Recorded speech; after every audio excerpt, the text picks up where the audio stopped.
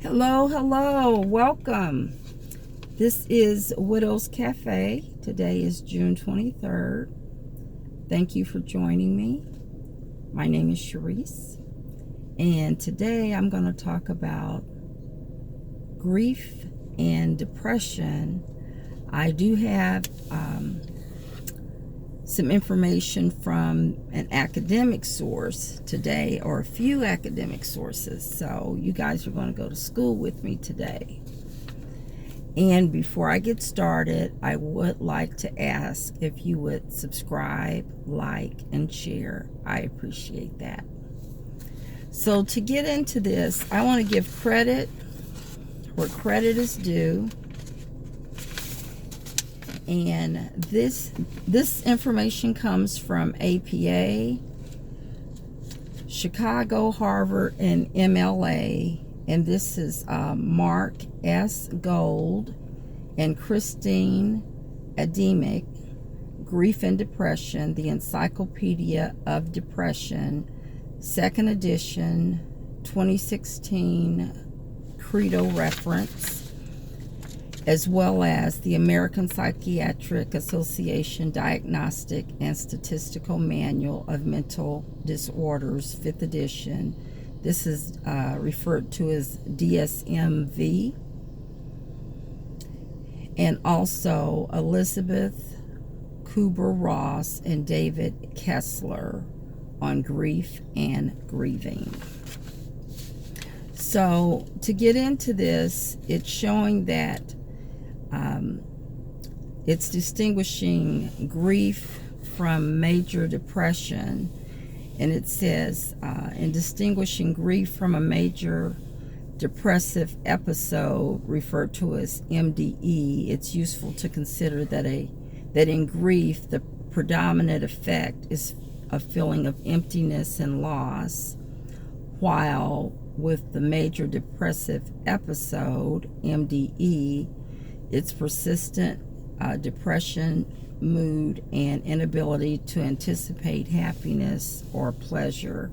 Now, this grief can move into this major depressive episode if it continues on.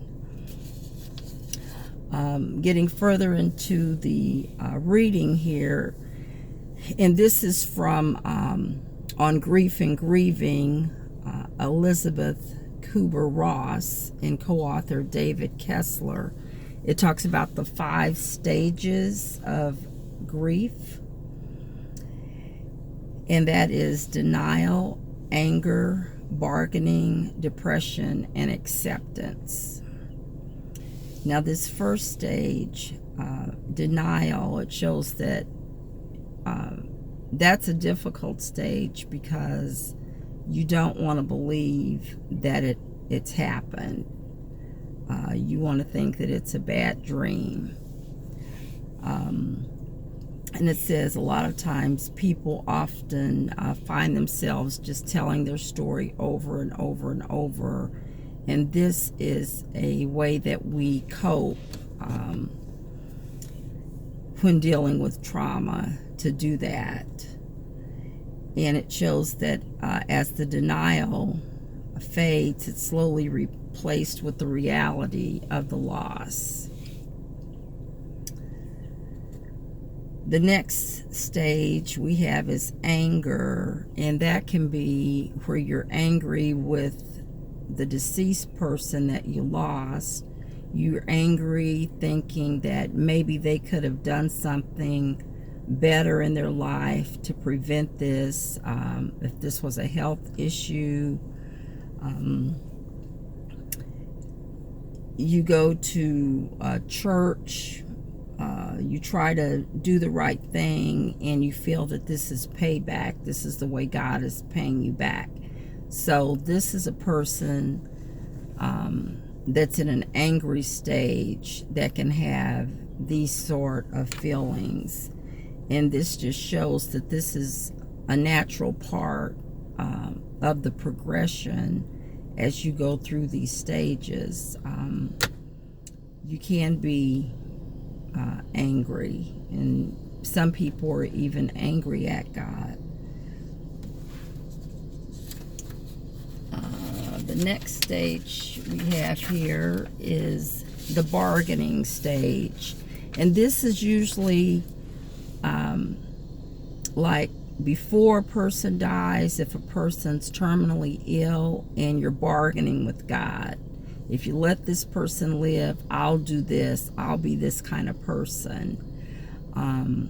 But if you find that this person is going to die, then a lot of times it says that you'll just ask for God to make the death be painless as possible. And again, that's part of this whole grieving process. The fourth stage is depression, where you can become lethargic. You don't want to eat, sleep, and that's a very common place to be when you've lost a spouse or just a loved one that you were close to in general. That can happen. And it shows that a lot of times with this phase, treatment and therapy, maybe antidepressants are necessary if you're in this stage. And it shows that if this becomes too extreme, it can go into this next stage, and that's talking about where bereavement becomes pathological. And this is the reference is the DSM-5. It refers to this as persistent complex bereavement disorder. So being depressed because your loved one has passed, that's normal. But if it continues on for an extended period of time, it can turn into what's called persistent complex bereavement disorder. And so this phase can go for 12 months or longer. And so if you do find yourself in this situation, it's definitely best to seek help. The last stage is acceptance, and this is where the grieving is your reality. This person has passed. You have to accept it. That's very difficult because I know I just felt like I was in a bad dream for a long time. And I mentioned to you guys that I was married 27 years. I was with my husband 29 years. And so he was 48 when he passed. I was 45. And every morning I woke up, I just really felt I was in a dream. It was just a bad dream. But I came to accept it. And it shows that finding acceptance may be just having more good days than bad days. We can never replace that person, but we can make new connections and find new meaningful relationships. And death is part of life. And when we're able to make new connections and find new relationships, not replacing the person we lost, we're living a healthy life. We're learning to move on and accept this and be healthy ourselves, because you can feel that it's just no hope. But when you can accept it and learn how to move on, that's going to be the best pathway, for you. And it also shows here, these are some extenuating circumstances if you get into this persistent complex bereavement disorder. It's not only that, you also have a substance abuse, or it's possible to have substance abuse disorder, post-traumatic stress disorder, that PTSD, major depressive disorder. And it says that PTSD is more likely to occur if the deceased person died a violent death, or if it was something traumatic. And some of the features to look for in a person that is having persistent complex bereavement disorder is the desire to die, to be with the deceased loved one, a confused or diminished sense of one's own identity, anger or bitterness about the loss, extreme avoidance of reminders about the person's death, trouble with thinking positively about past happy experiences with the deceased person, continuing disbelief or emotional numbness about the death, and negative views of oneself in terms of the person's death, such as feeling blame.